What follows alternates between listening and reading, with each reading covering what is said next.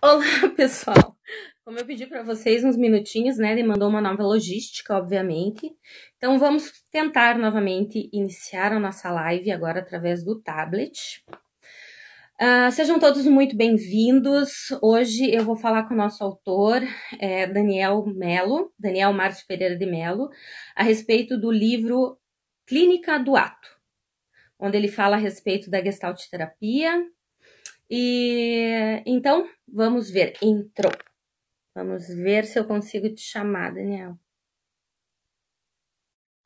Agora a coisa ficou meio complicada aqui, porque eu tô segurando o tablet na mão, mas conseguimos. Olá, conseguimos. Oi, Daniel, muito boa tarde. Boa tarde. Então, como eu tava te falando, ou melhor, como eu tava te falando, não, né? Você só tava online, mas eu não tava falando com você ainda, né? Tem vários tópicos que a gente pode abordar juntos aí, né? De áreas que nós dois temos em comum, bem interessante, mas Sim. eu quero saber do teu livro, com Ah, tá. certeza. Quero, na realidade, mostrar para as pessoas, porque ele é extremamente interessante, óbvio que eu já vi, né? Que bom, obrigado. Mas vamos lá. Então, fazer as devidas apresentações. Meu nome é Ana Carolina de Carvalho Pacheco. Eu sou editora de psicologia da Juruá. Sou psicóloga clínica, mestre em psicologia forense. Sou psicoterapeuta corporal e também trabalho com grupos terapêuticos. Por isso que eu digo, Daniel, que nós temos muitas figurinhas para trocar. É verdade. Né? O Daniel é doutorando em filosofia pela Universidade Beira Interior, que é aqui de Portugal, né? Junto com a Universidade Federal de Santa Catarina, né? Exatamente, exatamente. Perfeito. Mestre em psicologia pela Universidade de Fortaleza, Unifor, especialista em psicologia hospitalar e tem formação também em dinâmica de grupo. Adoro. Exatamente. E gestalterapia. A minha formação inicial também era gestalterapia. Perfeito, que foi um dos meus amores na universidade, realmente. Então, Daniel, antes de mais nada, eu gostaria de abrir o espaço para você, porque eu tenho várias coisas do que eu estava vendo a respeito de você, várias coisas que eu estava estudando mesmo aqui, né? E vi tua live com a Daniela Schneider, super interessante. Então, eu queria deixar um pouco o espaço aberto, se de repente eu falei de uma forma meio sucinta demais do teu currículo, se você quiser explanar um pouco mais sobre isso, e trazer mais informações para a gente a respeito da tua obra. Tá bem, não, eu quero agradecer desde já a sua disponibilidade e o seu trabalho também, né, que cooperou de alguma forma também com a produção desse livro aí, representando a Juruá. Quero agradecer a Juruá também pelo espaço, dar boa tarde a todos e a todas, o pessoal de Portugal, o pessoal de cá do Brasil. Eu, a propósito, estou a viver em Portugal, mas no momento estou no Brasil, vim passar esses meses aqui, estou concluindo o Uhum. doutorado. Então, de certo modo, também é bom estar conversando com você, você aí, eu aqui, de alguma maneira, temos aí essas figurinhas também para trocar. Mas então, não, o currículo, eu acho que você fez as pontuações necessárias. É uma coisa que é importante, só para pontuar para o pessoal e deixar claro que, inicialmente, a prática clínica se dava pelo viés da gestalterapia, mas Uhum. atualmente, na verdade, desde 2012, a partir do meu mestrado, eu enveredei mais para a prática da psicoterapia fenomenológica existencial, ou mais especificamente dentro do campo da psicologia existencialista.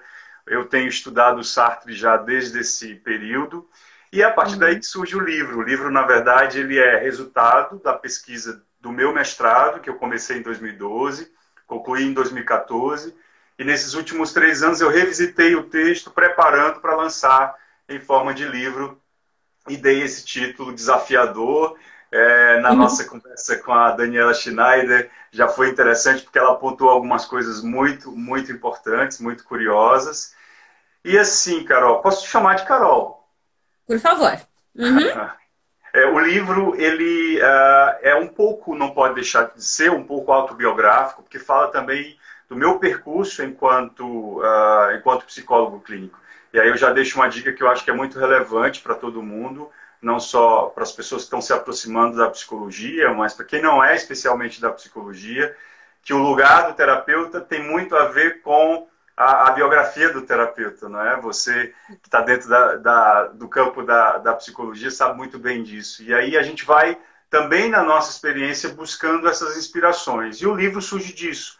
Eu me dei conta, à medida que eu fui estudando e pesquisando o campo da clínica, que o corpo era um elemento muito relevante na minha prática, assim, especialmente no que diz respeito à condução do processo de psicoterapia, muito pela herança que eu tive da gestalterapia, mas mais do que isso, a gente tem um desafio no campo das psicologias humanistas, que é diferente de outras abordagens, que tem um método mais, né, claro, mais rígido, não é?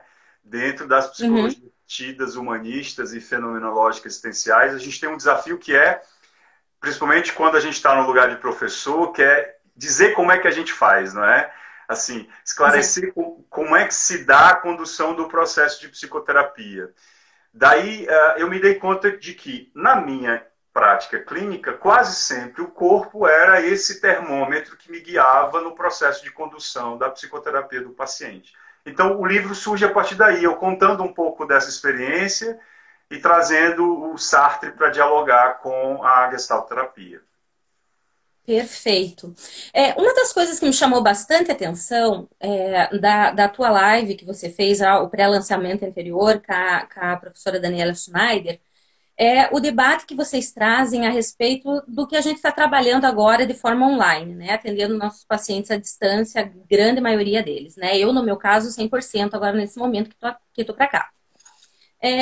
Eu achei muito interessante porque eu também, como fiz, né, uma especialização em psicologia corporal na área do Reich, para mim o corpo é muito importante, o corpo fala muito também, né? Eu percebo, e é muito interessante uma coisa que eu, ouvindo vocês, hoje eu estava caminhando e ouvindo a live de vocês, e eu me deparei assim com uma situação que às vezes eu abro a tela, eu olho para o meu paciente, o que aconteceu? Né? Então, nossa, mas hoje você tá ótimo, semana passada você, né, tava mais chateado, o que aconteceu, né? Tanto pro bem quanto pro mal. Então, assim, das pesquisas, inclusive, que a professora Daniela traz, né, que ela traz aqui de Portugal, inclusive, que estão sendo faladas a respeito disso, desse nosso trabalho online agora, eu tenho essa percepção muito positiva com relação a isso, né? Óbvio, tem pacientes e pacientes, né? Uns estão com o celular muito próximo do rosto. Hoje tem pessoas, inclusive, que eu já tive que em alguns momentos atender quando elas estão dirigindo, porque elas não querem perder a sessão e aconteceu alguma coisa. Óbvio, eu prefiro que não seja assim, que não seja dessa forma. Sempre deixo bem claro isso. Que não seja assim. Né? Que seja no lugar seguro, né? Que ninguém vai ouvir. Eu também estou num lugar reservado. Estamos assim, né? Mas às vezes, num momento assim, tem alguma coisa muito pontual que está acontecendo, isso acontece agora pela questão online.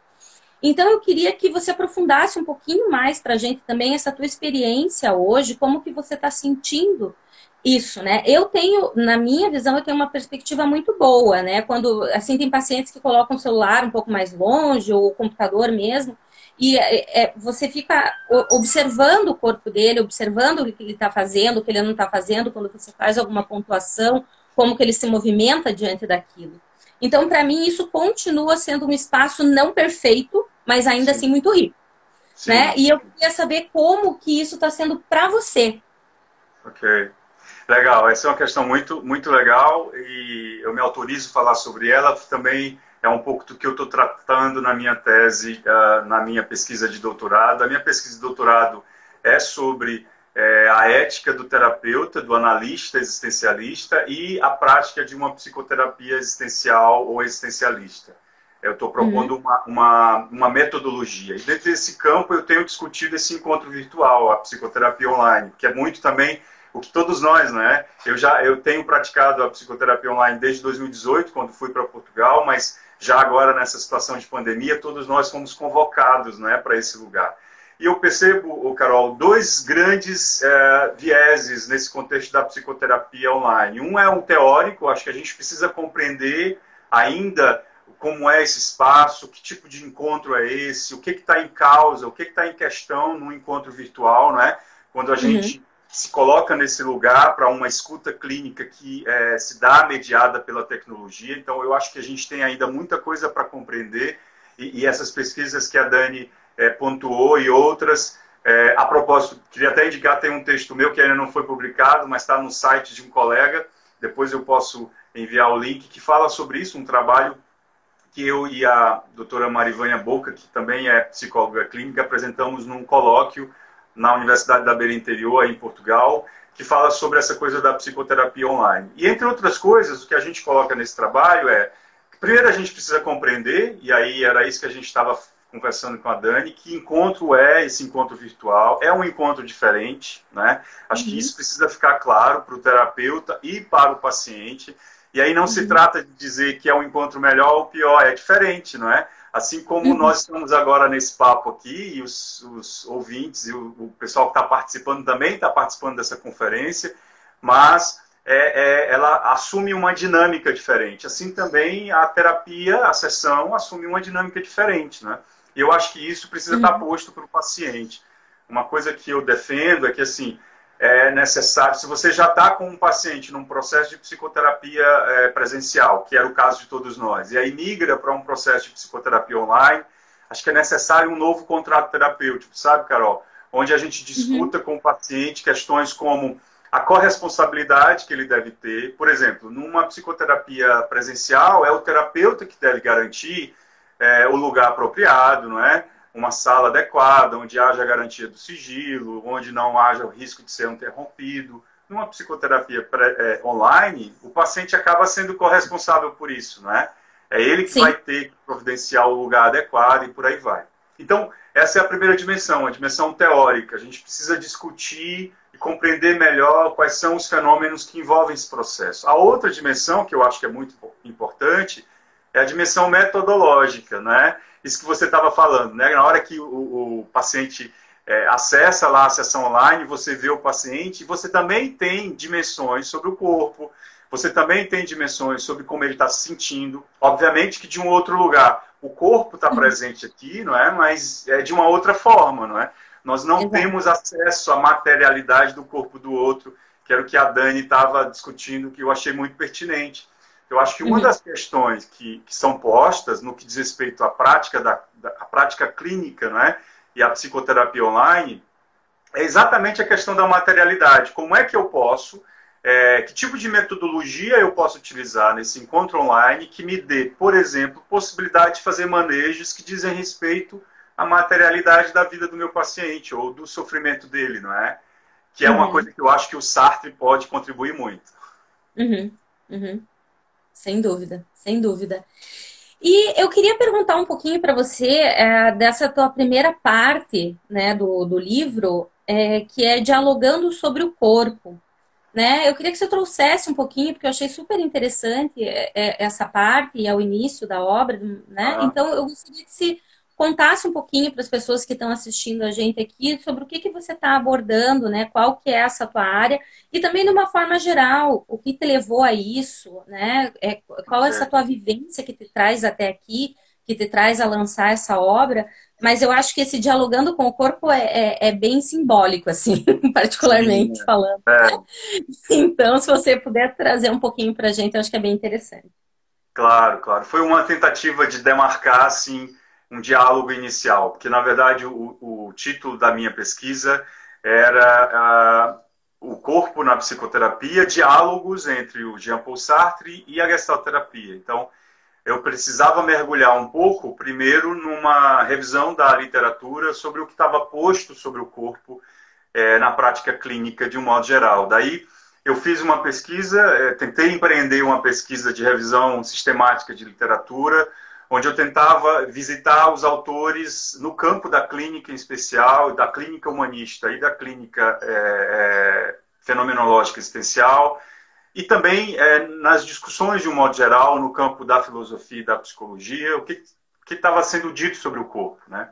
E eu achei coisas muito curiosas, assim, desde os autores pós-estruturalistas, mesmo os autores clássicos, e aí eu mergulhei um pouquinho nas obras da gestalterapia, do Fritz Perls, para entender um pouquinho o lugar do corpo que é um lugar tão vasto, assim, não há consenso sobre o que é o corpo na clínica, não é?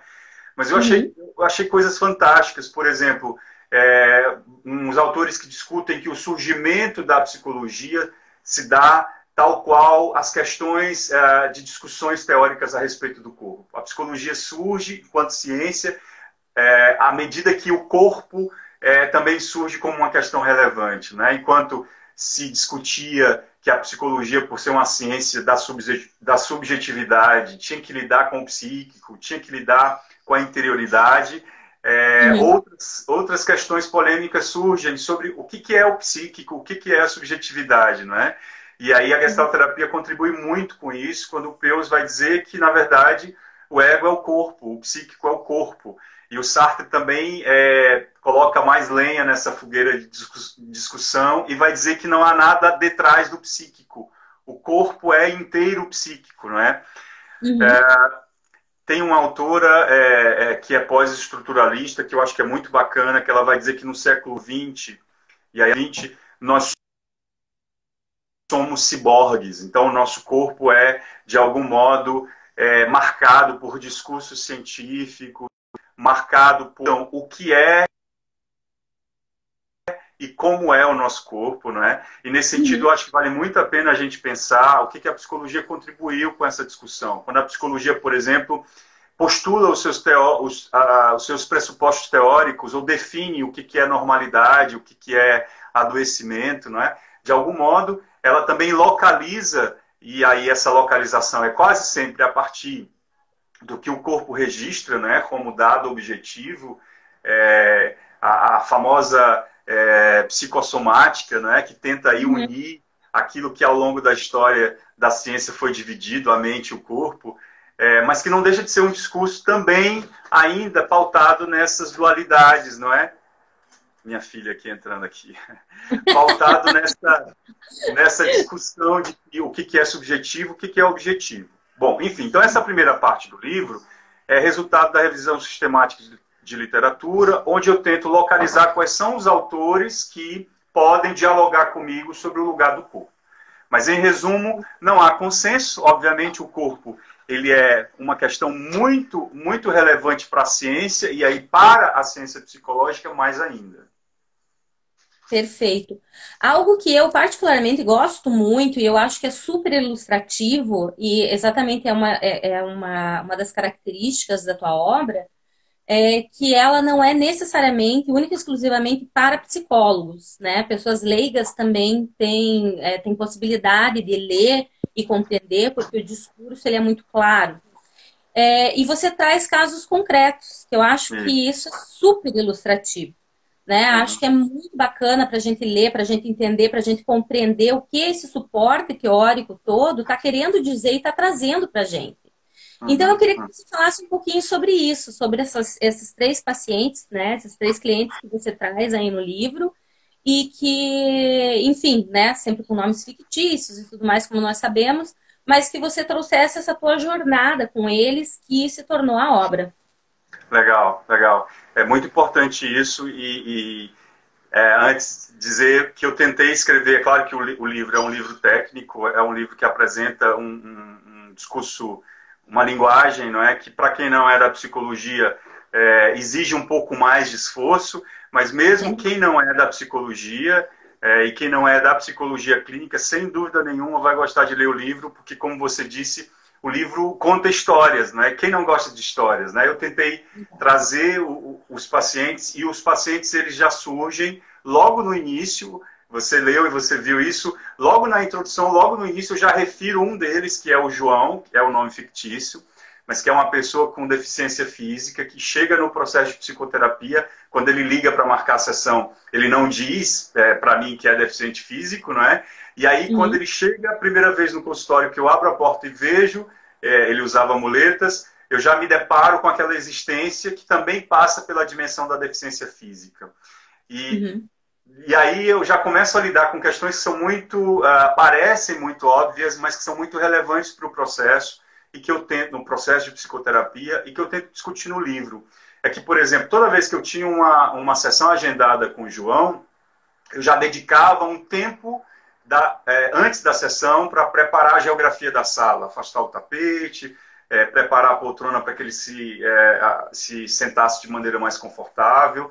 E o que isso significa? Que a presença do João chegava até mim antes mesmo do corpo não é? Ou da presença física do João, né? A presença dele, da existência dele, chegava até mim antes da presença física dele. Isso é muito relevante. Eu tomei esse exemplo do João para pensar, não especificamente a questão da deficiência, porque não é sobre a deficiência inicialmente que ele trata no processo de psicoterapia, mas é sobre como o outro o via enquanto um corpo deficiente. É claro que a deficiência atravessa essa experiência, mas na discussão que eu proponho no livro não é a questão primeira, não é? E aí eu tomo essa vivência com o João para pensar os outros pacientes. Tem uma segunda paciente que vem para o processo terapêutico para tratar a relação que ela estabelecia com os homens, de um modo geral, na biografia dela. E curioso é que ela já estava no quinto terapeuta, eu era o quinto terapeuta, todos os terapeutas foram homens, né? E ela tinha uma relação bem específica com o corpo, já tinha passado por alguns procedimentos estéticos, e nas sessões em que eu escolho e recorto ali o trabalho que a gente fez, tem um investimento corporal dela muito significativo, que tem a ver com a preparação dela para ir para a sessão, para se encontrar com o terapeuta. E aí essas questões eu tomo para discutir, por exemplo, o que eu chamo no livro de o ato do desejo, né? Essa ideia do ato é bem curiosa. Antes de eu falar do último paciente, só para trazer, o ato aqui é entendido, e aí a gente falou um pouco sobre isso na live com a Dani Schneider, que é o ato é entendido, na perspectiva existencialista, pelo que eu coloco aqui, como a performance. O ato não é só o comportamento, assim também como a subjetividade não é só uma dimensão etérea. Nesse contexto da clínica do ato, a gente entende o sujeito como uma junção de subjetividade, corpo e situação diante do outro. Isso é muito relevante. Não há sujeito, não há subjetividade sem corpo, assim também como não há subjetividade no corpo sem uma situação diante do outro. Então, o ato seria a performance de sujeito. Eu tento definir no livro, não sei se fica claro, eu espero que as pessoas compreendam, que é algo que está entre o subjetivo e o objetivo. O ato não é nem subjetivo, simplesmente, e nem objetivo, simplesmente. Eu não posso dizer, por exemplo, que um senho assim significa que o paciente está com raiva, né? Ou que se o paciente está assim, significa que ele é simplesmente introspectivo. Não. Eu preciso entender tudo isso no contexto da relação que eu estabeleço com ele, não é? Daí, voltando para a paciente, só para fechar o caso dela, nós fomos estabelecendo um processo de psicoterapia onde o ato dela tinha a ver com o lugar que ela se colocava enquanto um corpo que despertava desejo nos homens. E na relação terapêutica, eu comecei a olhar para o corpo dela e a sinalizar o corpo dela não como um instrumento ou objeto de desejo, porque isso não é possível, obviamente, não é? Mas como alguém que pedia ajuda. E isso foi muito interessante, contribuiu muito para o processo de amadurecimento dela.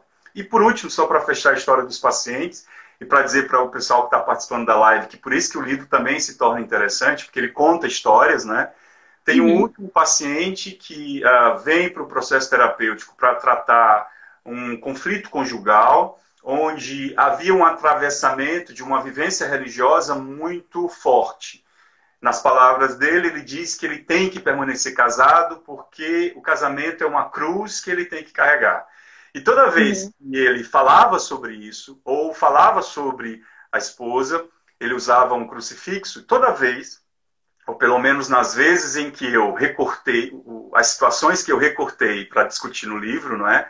Devidamente autorizado por ele, ele tirava o crucifixo, quase que tirava o crucifixo, assim, exorcizando o casamento, e fazia assim, toda vez que ele falava do conflito conjugal, ele fazia isso. E eu fui tomando esses lapsos corporais, a exemplo do que se faz na gestalterapia, para trazer para ele enquanto fenômeno, sem interpretar, sem dizer o que era, o que não era, mas colocando diante dele como um fenômeno que se mostrava a mim, não é? E daí ele também foi construindo um processo de amadurecimento muito interessante. Então, resumindo, o livro conta a história dessas três pessoas e a partir da vivência da psicoterapia delas, eu trago o Jean-Paul Sartre e a gestalterapia para pensar teoricamente como é que o corpo estava posto aí.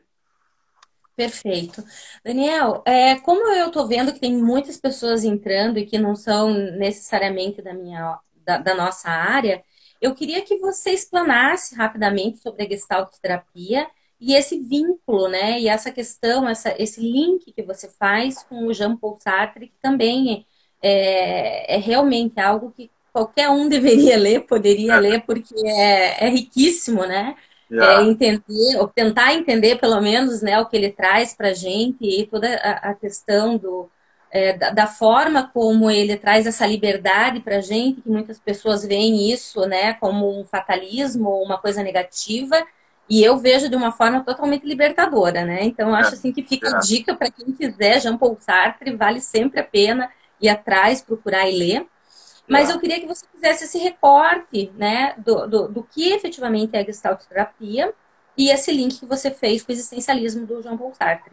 Legal, legal. Essa sua pergunta eu adorei porque ela vai me levar, me colocar exatamente no tema que eu estou mais empolgado hoje para tratar. Assim. É claro que o livro Uhum. ele traz uma discussão que me empolga muito, mas o livro acaba sendo uma passagem, e aí eu já começo a esclarecer para o pessoal. O Jean Paul Sartre e a Gestalt terapia estão em campos epistemológicos distintos, não é? O que é a Gestalt terapia? A Gestalt terapia, para quem não conhece a palavra Gestalt, do alemão, significa forma ou configuração. Existiam duas escolas ao longo da história da psicologia que tentou estudar a partir desse conceito, dessa ideia de Gestalt, de forma ou de configuração. Primeiro foi a psicologia da Gestalt, que são psicólogos que tentaram estudar o processo de percepção, então, psicologia da Gestalt. Aquelas figuras, se você colocar no Google aí, se colocar figuras da Gestalt, você vai ver aquela princesa que quando você olha de novo se transforma numa bruxa, aquele cálice que quando você olha de novo tem duas faces. Já viram isso? Se você colocar, der um Google aí, você vai achar. Então, os psicólogos da Gestalt, que era essa primeira escola, estudavam esse processo de percepção. Como é que eu vejo e por que eu vejo a velha, a bruxa e não a princesa logo de cara, né? Isso é uma coisa. A Gestalt terapia veio depois com o Fritz Perls, que propõe uma metodologia para a psicoterapia. O Perls era psicanalista, foi dissidente da psicanálise, e, segundo ele, enquanto a psicanálise propunha estudar o profundo do inconsciente, a Gestalt terapia iria estudar o óbvio. Então ele dizia que a psicoterapia, a Gestalt terapia, era uma psicoterapia do óbvio. E o óbvio é o corpo. Então, por exemplo, o paciente está dizendo que está sofrendo e está lá de braços cruzados, ao invés do Perls se preocupar com o conteúdo do que o paciente estava dizendo, ele ia se preocupar com os braços cruzados. Então ele ia referir ao paciente exatamente os braços cruzados e não o conteúdo. A grosso modo era isso. É claro que não é tão simples assim, não é, pessoal? Então, a Gestalt terapia acaba se tornando, a posteriori, não é? E contemporaneamente, uma abordagem de psicoterapia a partir da qual os psicólogos clínicos atuam de maneira distinta da perspectiva clássica, especialmente da psicanálise, com foco na vivência do aqui e agora, com foco num processo terapêutico que é conduzido a partir de um encontro existencial com o paciente, que tem a materialidade do corpo em grande elemento condutor desse processo. Então, eu vou falar de sintoma aqui, mas vou falar de sintoma numa perspectiva de perceber o corpo enquanto uma unidade, né? Então, isso é muito importante. Isso é uma coisa, então. O Jean-Paul Sartre é um filósofo que se propôs a estudar ou a rever os fundamentos da psicologia enquanto ciência. Isso é muito importante, viu, Carol? Porque as pessoas escutam muito falar do Sartre e tem algumas pessoas até que desavisadamente criticam nós, os psicólogos, que nos apropriamos do existencialismo para a psicologia clínica, dizendo, não, mas ele era filósofo, não sei o quê. Na verdade, assim, ele era filósofo, mas o Sartre, os primeiros escritos do Sartre são sobre psicologia, então o primeiro interesse do Sartre foi sobre a psicologia. Ele escreve um grande tratado de filosofia chamado Ser e o Nada, exatamente para lançar novos fundamentos para a psicologia. Ele dizia que a psicologia de então era equivocada porque ela estava baseada numa ontologia que pressupunha relações entre fenômenos díades, por exemplo, interno, externo, subjetividade, objetividade, mente, corpo. E o Sartre diz que a psicologia precisa de uma filosofia nova, ou seja, de uma ontologia nova, para pensar um sujeito de uma outra forma, e não mais enquanto subjetividade e objetividade, né? Daí, entre outras coisas, ele discute no Seria o Nada as teorias de base da gestalterapia, entre elas a psicologia da Gestalt, porque o Sartre é influenciado pela fenomenologia do Husserl, por exemplo. E a fenomenologia do Husserl influenciou a psicologia da Gestalt. Então, o diálogo que eu proponho no meu trabalho surge daí. Primeiro, porque o meu interesse era o corpo, o meu objeto de estudo era o corpo, daí a gestalterapia enquanto representante da prática clínica sobre a dimensão do corpo, e depois porque o Sartre se preocupa em investigar essa questão do corpo, né? Mas eu acho que aqui vale a pena, até mesmo para atrair a atenção do pessoal, sair um pouquinho dessa discussão filosófica, não é? E trazer o Sartre. Por que o Sartre é um filósofo tão interessante, assim, eu acho particularmente? Porque o Sartre escrevia literatura, Sartre escrevia cinema. Então, ele tira a filosofia dessa dimensão etérea, de discutir o ser, e ele meio que traz uma discussão e carnaliza o ser, não é? Quando ele escreve A Náusea, por exemplo, A Náusea é um texto que, quando você termina de ler, algumas pessoas sentem náusea, literalmente. Então, a liberdade, que é um conceito muito importante que você referiu, não é? O Sartre coloca a liberdade como uma condição ontológica do homem, mas ele diz que a liberdade é sempre situada, ou seja, o homem é livre e não pode deixar de ser livre, porque ele está condenado a ser livre, mas ele é livre em situação. Então, tem discussões maravilhosas, eu sou suspeito para falar do Sartre, tem textos aí, como a gente diz aqui no Ceará, no Nordeste do Brasil, a gosto do freguês, então você tem textos maravilhosos, vale muito a pena ler, não só sobre filosofia, mas ele usa a novela para falar sobre filosofia. Isso é muito relevante. Atualmente, eu investigo o Sartre, não é? A filosofia sartriana, o existencialismo. E o que, Daniel, que te levou? Porque nada é por acaso. A gente vai indo pelas linhas que vão chamando, vão puxando, né? São coisas que puxam a gente e é uma coisa que eu acho super interessante na clínica. Às vezes, quando a gente está passando por uma situação pontual, como chegam pessoas que estão passando por essa situação e a gente se reinventa, né? Porque a gente às vezes fala algo para alguém que não necessariamente a gente está ouvindo para a gente, né? Mas que para o outro é muito tranquilo, você ali dentro do teu setting terapêutico, não, né? Então você vai questionando, você vai organizando, né? E de repente você escuta aquilo que você está falando e eu já cheguei a falar para o meu psicólogo, falei, nossa, eu falei tal coisa para minha paciente que eu vou ouvir a semana inteira o áudio que eu mandei para ela. Então, assim, eu queria saber, se você quiser dividir com a gente, da onde que vem, da tua vivência, essa tua relação com o corpo? Okay. Essa tua questão que foi te levando e te movimentando a ser um estudioso, e como você falou, né, que isso te chama, né? Eu queria entender um pouquinho, assim, do Daniel Pessoa, o que ele trouxe ele para esse lugar. Tá bem, é uma questão muito curiosa. Bom, assim, o meu currículo pontua alguns momentos muito significativos. Eu fiz formação em dinâmica de grupo, isso traz o corpo muito para a cena, não é? Para quem não conhece muito bem, é uma modalidade, é importante, as pessoas às vezes acham que a dinâmica de grupo é aquela técnica que a gente usa para conduzir lá o grupo. Na verdade, a dinâmica de grupo é um campo de investigação, é uma teoria. Aquela técnica, quando é proposta, ela é proposta a partir de uma fundamentação teórica. Mas, enfim, entre outras coisas, o corpo é convidado muito para a cena na dinâmica de grupo, não é?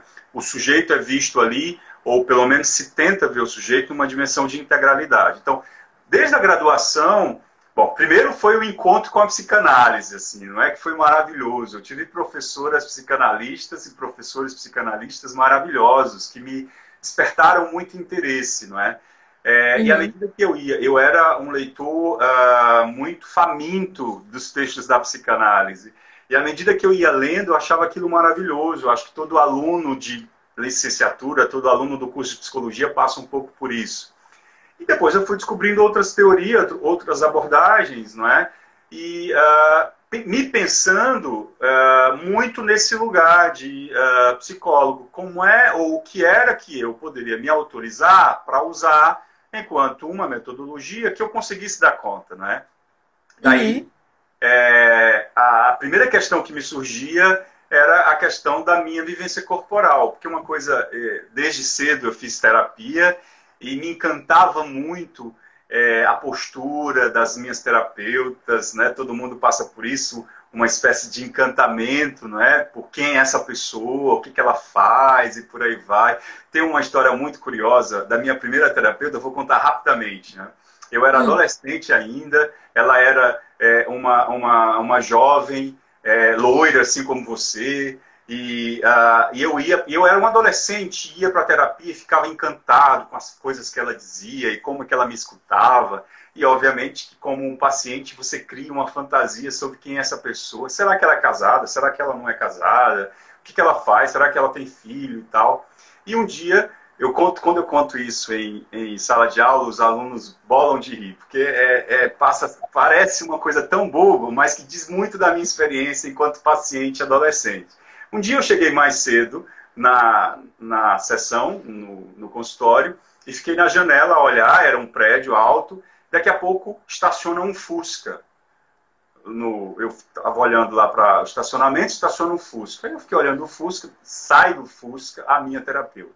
Olha, aquilo foi a maior frustração da minha vida, porque eu jamais imaginava, nas minhas construções fantasiosas, que aquela mulher tivesse um Fusca.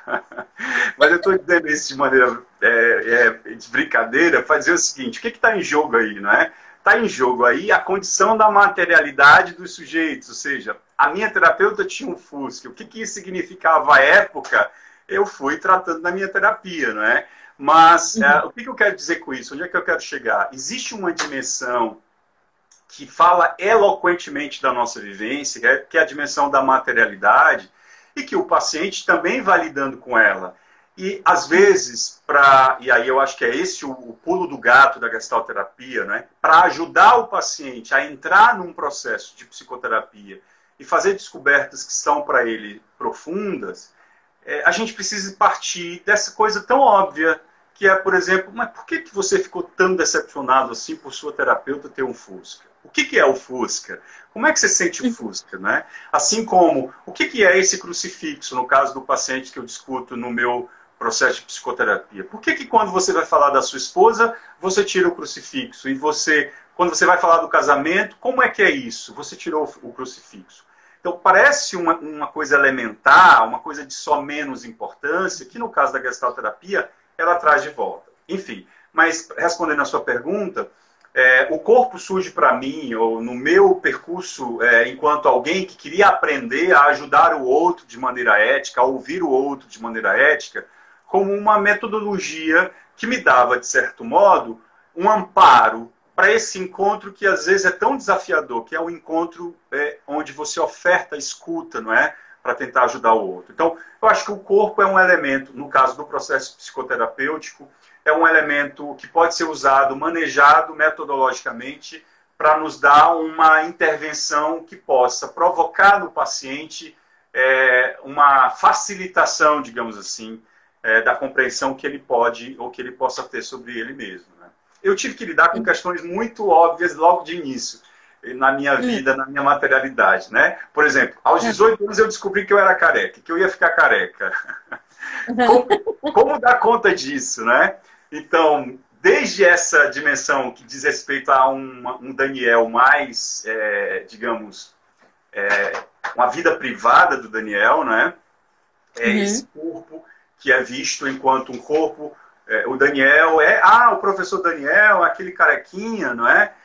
O professor Daniel, aquele que usa barba. Então, essas questões que podem ser, para alguns, não fazer sentido algum, né? Questões elementares, elas foram me seduzindo e me convocando para pensar isso no campo da clínica, teoricamente na clínica. Né? Uhum. É porque efetivamente isso é tão diferente de como cada pessoa entende uma questão como essa, de ter cabelo, de não ter cabelo, de entender o próprio corpo, né? E a Exatamente. dificuldade de perceber o próprio corpo, o que sente a respeito do próprio corpo, né? Isso eu acho que realmente é uma questão que, quando a gente começa a trabalhar com os pacientes, a gente vai abrindo chavinhas, né? Eles vão Uhum, abrindo chavinhas dentro uhum, do que a gente vai ponderando, porque efetivamente essa relação a gente vem realmente de uma época que, claro, a gente já está bem mais adiantado, mas a gente ainda tem uma questão mecanicista muito forte, muito arraigada, que a gente consegue ir elaborando ela melhor a partir exatamente do pensamento, da consciência, de começar a perceber, que eu acho que isso é uhum. muito fantástico no Sartre, o que a gente tem como certo e como real e o que efetivamente não é. Eu, por exemplo, uma experiência que eu tive corpórea, que foi muito interessante para mim, eu moro em Curitiba, que é uma cidade fria.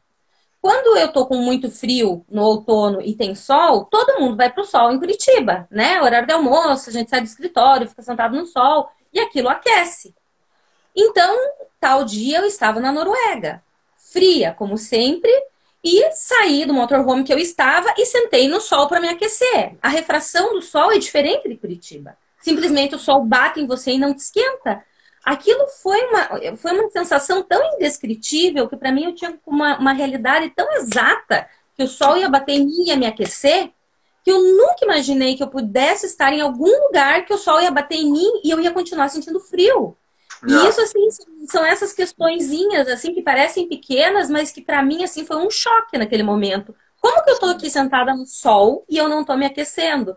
E eu comecei a pensar, raciocinar, simplesmente raciocinar e ver, não, realmente aqui a refração é diferente, o jeito que o sol bate é diferente, nem chega aqui os raios solares.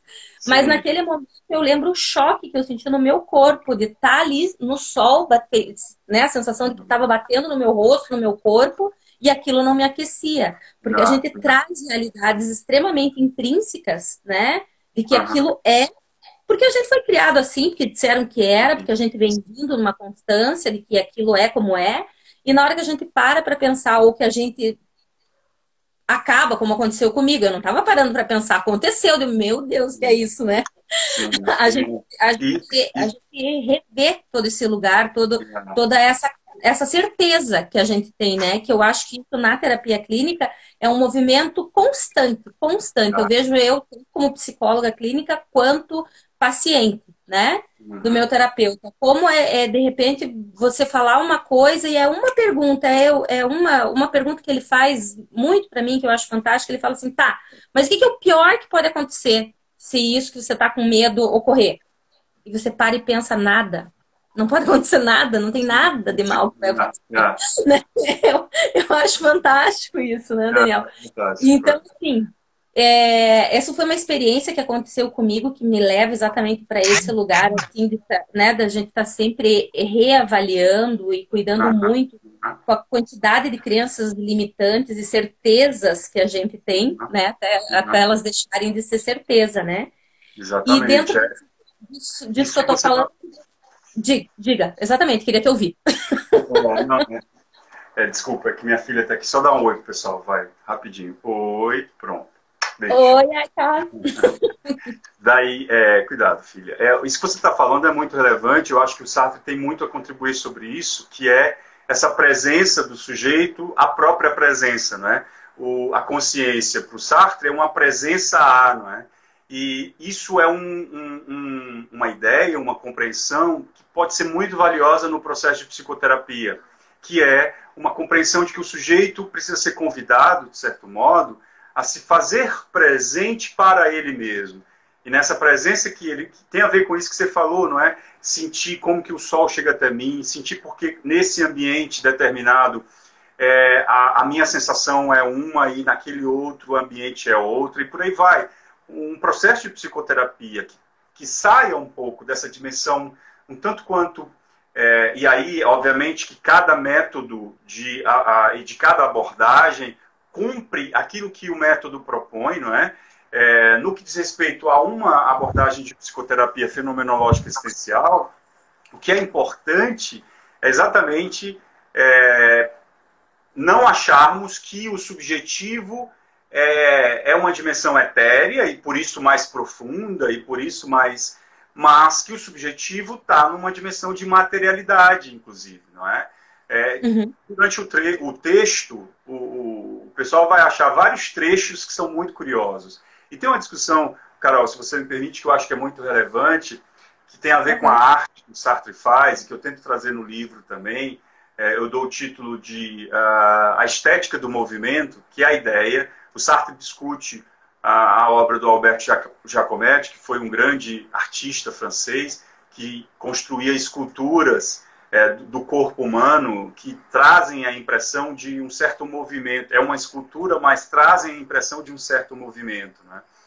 E aí, Uhum. inspirado na gestalterapia, eu tento trazer uma discussão de que o ato ele é também um ato plástico, plástico no sentido de que tem uma plasticidade, uma estética que tem a ver com o movimento. Não é o ato per si, não é a mão assim, não é o senho assim, que significa isso, mas é a performance. Se a gente pensa no teatro, e o diálogo do Sartre também é muito com o teatro, a cena é muito construída e tem a ver com tudo que está na cena, o cenário, o figurino do ator, a fala do ator, a postura do ator, não é? Então, num processo de psicoterapia pensado a partir dessa lógica do que eu proponho na clínica do ato, a gente tentar dar conta de tudo isso, dessa cena, né? Como disse a Daniela Schneider na nossa última live, uma clínica existencialista é uma clínica de situação que tem a ver com o corpo, antes de qualquer coisa, com o corpo, com o passado, com os arredores, né? Se Uhum. você me Uhum. permite, só ler um trechozinho aqui do Sartre, rapidinho, que está bem no início do livro, que eu acho que é um texto assim formidável. Eu abro o livro com esse texto, e agora eu não consigo achar. Achei. Diz assim: o homem ergue o braço, o homem crispa o punho. O homem é a unidade indissolúvel e a fonte absoluta de seus movimentos. Ademais, o homem é um encantador de signos. Os signos prendem-se em seus cabelos, brilham em seus olhos, dançam entre os seus lábios, pendem na ponta de seus dedos. Ele fala com todo o seu corpo. Se corre, fala. Se para, fala. Se adormece, o seu sono é fala. Jean-Paul Sartre, 1949. Eu acho isso fantástico. A ideia de um sentido que está para além do dito, não é? Ou aquém do dito, não é? Mas que Uhum. tem a ver com essa performance, com a globalidade da vivência do paciente. Perfeito. Daniel, você quer fazer algumas últimas considerações? Algo que faltou nós conversarmos aqui? Ah, olha, antes de qualquer coisa, eu quero agradecer a sua disponibilidade de escuta. Você já está aí quase 16, 17 horas em Portugal, não é? Aqui Quase isso. 3 para E frente. a gente aqui no Brasil, 1 hora da tarde, o almoço com psicologia, adorei essa ideia. Mas eu queria convidar o pessoal que está aqui presente para adquirir o livro, aproveitando aí que estamos no final do ano, quem sabe é um presente legal para você dar para alguém, aproveitar aí as promoções da Juruá também. Mas antes de Exato, qualquer coisa, exato. Inclusive, né, o livro está com 15% de desconto até o dia 31/12 agora, né? Entrando no nosso site, colocando lá Live 15, o livro do Daniel está com 15% de desconto. Vale super a pena. olha aí, pessoal. Então vale a pena. Se aproveita e se investe na vida dos professores, né? Nesse momento político do Brasil que está tão desafiador para todos nós. Mas enfim, aí talvez a pergunta seja: mas por que eu deveria comprar esse livro? Bom, antes de qualquer coisa, é porque é um livro, né? E eu acho que isso é muito significativo. Investir, eu particularmente adoro muito investir em livros. E eu acho que nunca é de longe um investimento sem sentido.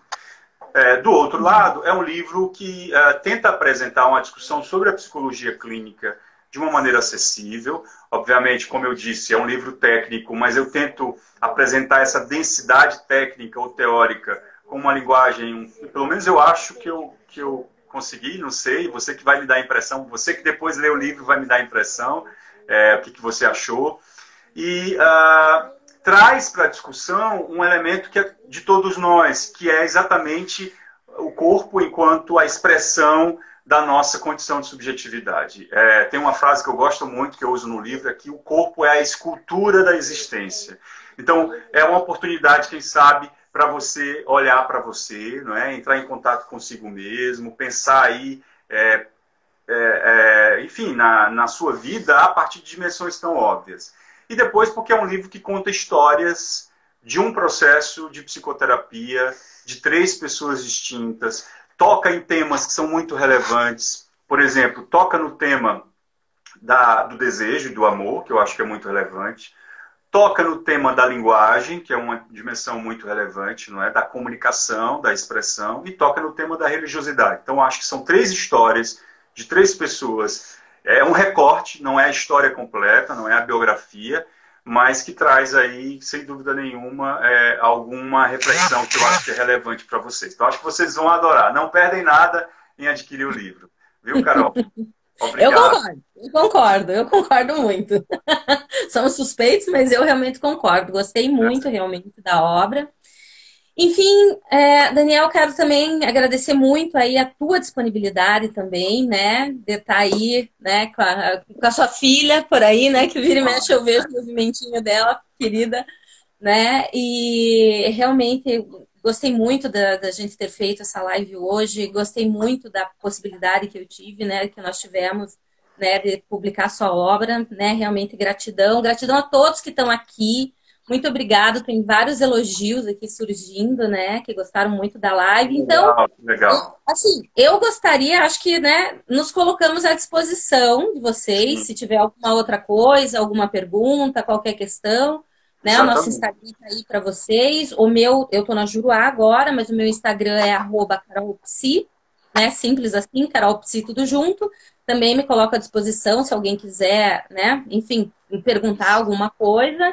E, Daniel, gratidão, muito obrigada. Adorei conversar com você. Eu fiquei super curiosa para te conhecer antes da gente ter esse contato aqui. Eu já adorei tuas lives, você cantando. Eu falei, meu Deus do céu, se ele me chama...